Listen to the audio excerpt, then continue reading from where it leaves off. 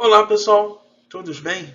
Hoje nós comentaremos 6 questões de direito penal que foram cobradas no 32º exame e que com certeza vão te ajudar na preparação para o 33º. Se você gostar do conteúdo, já pode deixar o seu like, se inscrever no canal e ativar o sininho para receber as notificações das demais aulas que estão por vir. Eu vou deixar o link dessa aula na descrição do vídeo, de tal forma que você pode compartilhar com outros alunos que estão se preparando ou que estão cursando direito. Não deixe também de verificar outras aulas que estão disponíveis aqui no canal e que podem te ajudar aí na preparação para a primeira fase da prova da ordem. Já são mais de 160 questões comentadas, então indique o canal para quem você acha que ele pode ser útil. Forte abraço, vamos lá!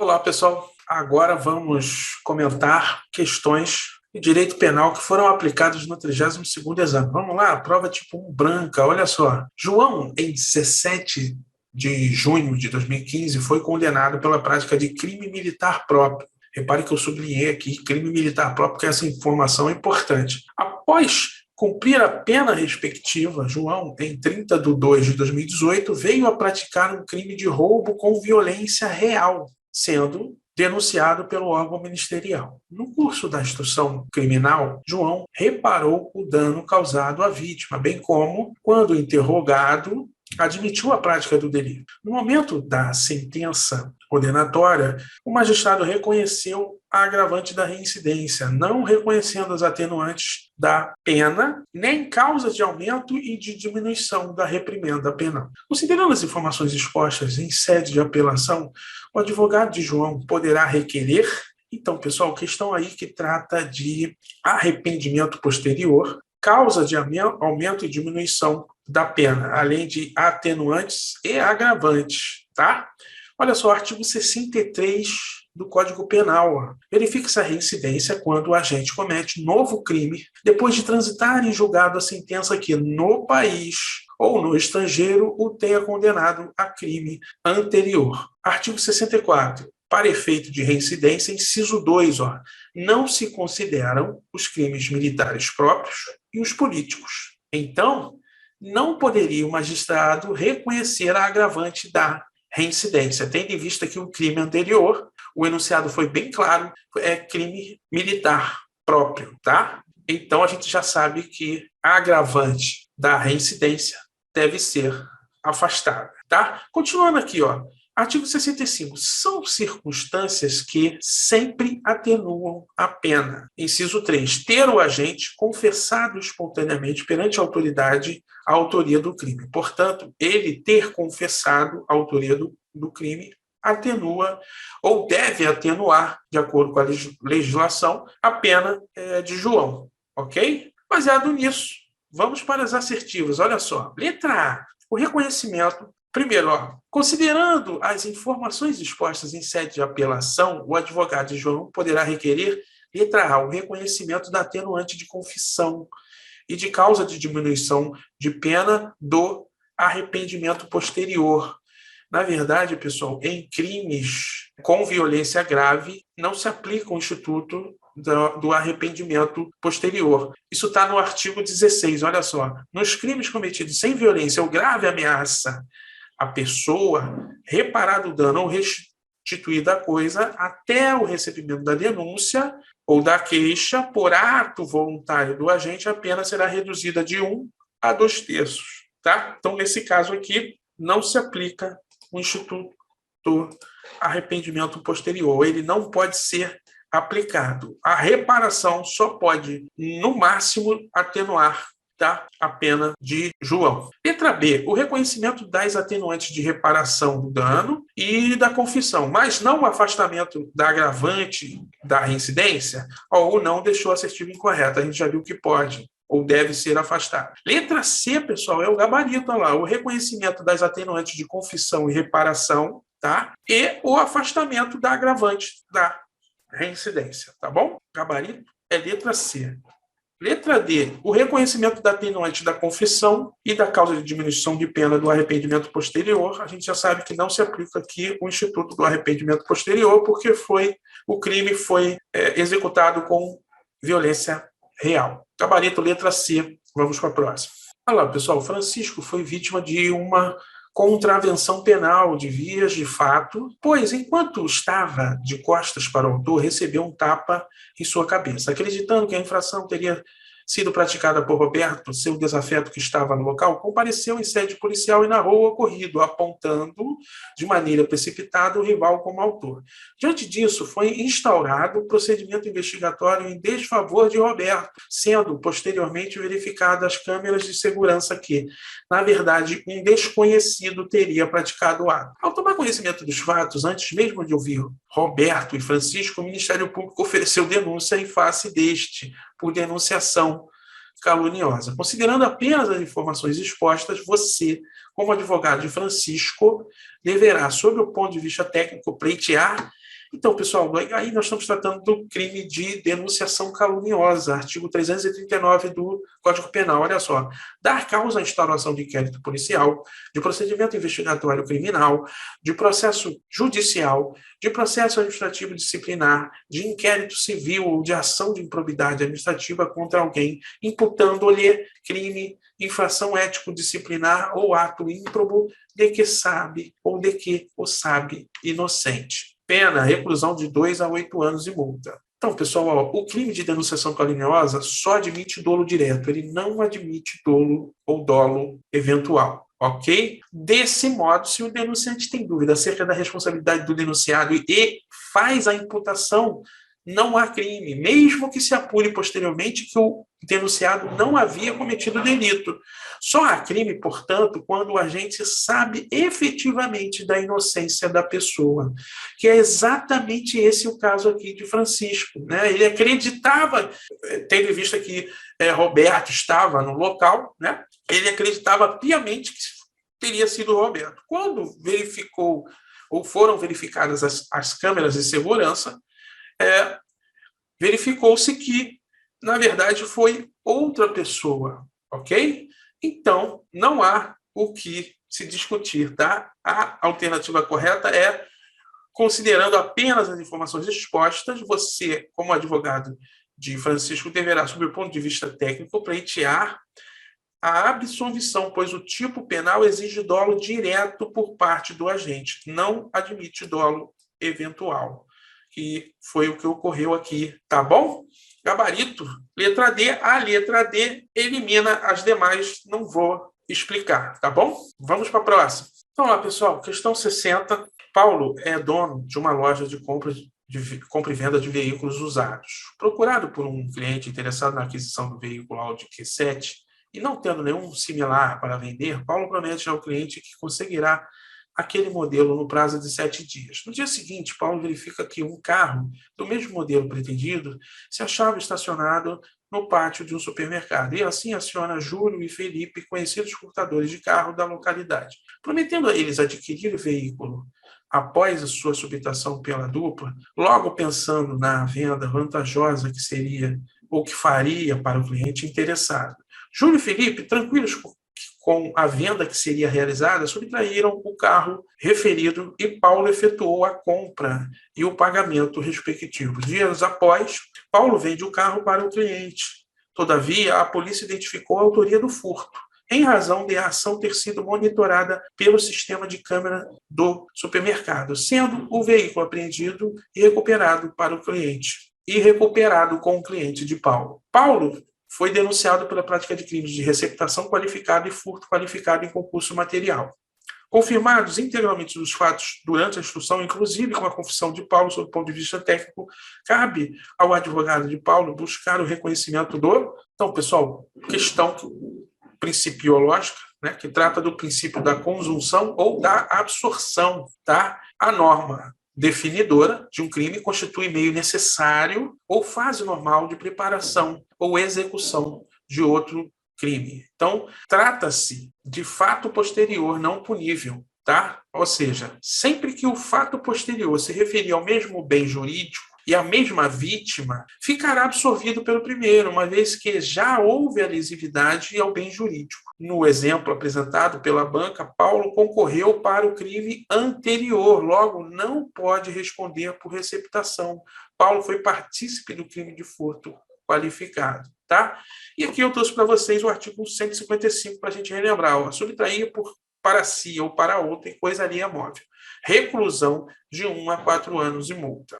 O furto qualificado, a pena é de reclusão de 2 a 8 anos e multa se o crime é cometido mediante concurso de 2 ou mais pessoas. Paulo praticou ou participou de intercrimes, ok? Então, ele vai responder por furto qualificado apenas, ok? Já que foi partícipe junto com o Júlio e o Felipe do furto do carro, tá? O que veio depois, pelo princípio da absorção, não pode ser imputado a Paulo, tá bom? Gabarito aqui é letra C, tá? A banca tentou fazer com que você marcasse receptação de qualquer forma, tá? Sabendo da pegadinha, ok? Então, não caia mais nessa pegadinha. Vamos para a próxima. Olha lá, pessoal. Questão 61 da prova, questão bem complicadinha, que a banca tentou complicar, e tentou tanto complicar que a questão foi anulada de ofício pela banca, porque foi mal feita, né, ou mal confeccionada, tá? Diante disso, eu não vou comentar por quê. Primeiro, que a banca não justificou por que anulou. Segundo, que corre o risco de eu reforçar um erro que está presente aí no enunciado da questão, tá bom? Então, questão 61 foi anulada. Vamos para a próxima. Olha lá, pessoal, questão 62. Paulo e Júlia viajaram para Portugal em novembro de 2019, em comemoração ao aniversário de 1 ano de casamento. Na cidade de Lisboa, dentro do quarto do hotel, por ciúmes da esposa que teria olhado para a terceira pessoa durante o jantar, Paulo veio a agredi-la, causando-lhe lesões leves reconhecidas no laudo próprio. Com a intervenção de funcionários do hotel que ouviram os gritos da vítima, Paulo acabou encaminhado para a delegacia, sendo liberado mediante o pagamento de fiança e autorizado seu retorno ao Brasil. Paulo, na semana seguinte, retornou ao Brasil sem que houvesse qualquer ação penal em seu desfavor em Portugal, enquanto Júlia permaneceu em Lisboa. Ciente de que o fato já era do conhecimento das autoridades brasileiras e preocupado com sua situação jurídica no país, Paulo procura você na condição de advogado ou advogada para obter sua orientação. Considerando apenas as informações narradas, você, como advogada, deve esclarecer que a lei brasileira... Então, pessoal, a questão trata de extraterritorialidade condicionada, artigo 7º do Código Penal. Vamos ler, olha só. Ficam sujeitos à lei brasileira, embora cometidos no estrangeiro. Inciso 2, os crimes, a linha B, praticados por brasileiro. Então, até aqui, está batendo com o enunciado da questão. Parágrafo 2º, nos casos do inciso 2, ou seja, os crimes no estrangeiro, praticados no estrangeiro por brasileiro, né? A aplicação da lei brasileira depende do concurso das seguintes condições: estar o agente no território nacional, ele voltou para o Brasil. Ser o fato punível também no país em que foi praticado. É punível aqui, inclusive, no âmbito da lei Maria da Penha, não é isso? Estar o crime incluído entre aqueles pelos quais a lei brasileira autoriza a extradição. Não ter sido agente absolvido no estrangeiro ou não ter aí cumprido a pena. Ele não cumpriu a pena lá e não foi absolvido lá, né? Não, na letra C, não precisa de ser extraditado, porque ele já está no país, né? E não ter sido agente perdoado no estrangeiro, ou, por outro motivo, não está extinta a punibilidade segundo a lei mais favorável. Então, cumpridas esses requisitos, ou essas condições, tá? Aplica-se a súmula 542 do STJ. A ação penal relativa ao crime de lesão corporal resultante de violência doméstica contra a mulher é pública incondicionada, tá? Logo, o Ministério Público aqui no Brasil não precisa de Júlia para instaurar inquérito, ok? Diante disso, vamos para as assertivas. Olha só. Letra A. Não poderá ser aplicada, tendo em vista que houve prisão em flagrante em Portugal e em razão da vedação ao bis in idem. Não se trata de bis in idem, tá? porque ele não foi punido lá em Portugal, tá? E a lei brasileira poderá ser aplicada, o não deixa assertiva incorreta. B, poderá ser aplicada diante do retorno de Paulo ao Brasil, independentemente do retorno de Júlia e de sua manifestação de vontade sob o interesse de ver o autor responsabilizado criminalmente. Sim, porque a ação aqui é pública incondicionada, tá? Então, o gabarito aqui é letra B, tá? É isso que a banca queria que você soubesse, ou as conclusões que a banca queria que você chegasse, tá? Letra C. Poderá ser aplicada desde que Júlia retorne ao país e ofereça representação no prazo decadencial de 6 meses. O desde que deixou a assertiva incorreta. D. Poderá ser aplicada, ainda que Paulo venha a ser denunciado e absolvido pela Justiça de Portugal. Se ele for denunciado e absolvido pela Justiça de Portugal, de acordo com o artigo 7º, parágrafo 2º, a linha E, ele não pode ser processado aqui no Brasil. O que diz a linha E? Não ter o agente sido perdoado no estrangeiro ou por outro motivo estar extinta a punibilidade, segundo a lei mais favorável. E a letra D, não ter sido agente absolvido no estrangeiro ou não ter aí cumprido a pena. Tá? Então, se ele foi absolvido no estrangeiro, ele incorre aí na linha D, logo, a lei brasileira não poderá ser aplicada. Ok? Gabarito aqui é letra B. Vamos para a próxima. Olha lá, pessoal. Cláudio, durante a comemoração do aniversário de 18 anos do filho, ao seu, sem qualquer envolvimento pretérito com o aparato policial ou judicial, permitiu que este conduzisse seu veículo automotor em via pública, mesmo sabendo que o filho não tinha habilitação legal para tanto. Cerca de 50 minutos após iniciar a condução, apesar de não ter causado qualquer acidente, ao seu é abordado por policiais militares, que o encaminham para a delegacia ao verificarem a falta de carteira de motorista. Em sede policial, ao seu narra o ocorrido e Cláudio, preocupado com as consequências jurídicas de seus atos, liga para o advogado da família para esclarecimentos, informando que a autoridade policial pretendia lavrar termo circunstanciado pela prática de crime de entregar veículo à pessoa não habilitada. O artigo 310 da Lei 9.503 de 97, o Código de Trânsito Brasileiro, cuja pena em abstrato prevista é de detenção de 6 meses a 1 ano ou multa. Considerando apenas as informações narradas, o advogado de Cláudio deverá esclarecer que, de acordo com as previsões da Lei 9.503, sua conduta... Então, pessoal, questão trata do Código de Trânsito Brasileiro, artigo 310. Vamos ler? Olha só. Permitir, confiar ou entregar a direção de veículo automotor à pessoa não habilitada, com habilitação cassada, ou com direito de dirigir suspenso, ou ainda a quem, por seu estado de saúde física ou mental ou por embriaguez, não esteja em condições de conduzi-lo com segurança. Pena, detenção de 6 meses a 1 ano ou multa. O objeto, desse crime é resguardar o quê? A incolumidade pública. Sujeito ativo e passivo podem ser por quaisquer pessoas, tá?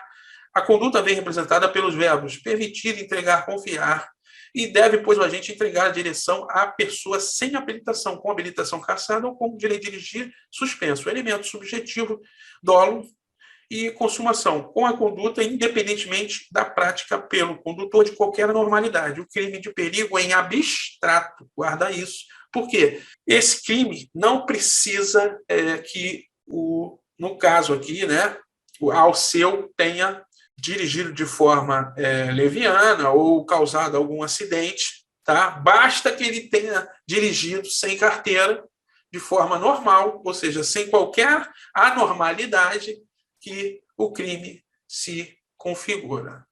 Ok? Olha lá, a pena é de 6 meses a 1 ano. Logo, é um crime de menor potencial ofensivo, de acordo com o artigo 61 da Lei 9.099.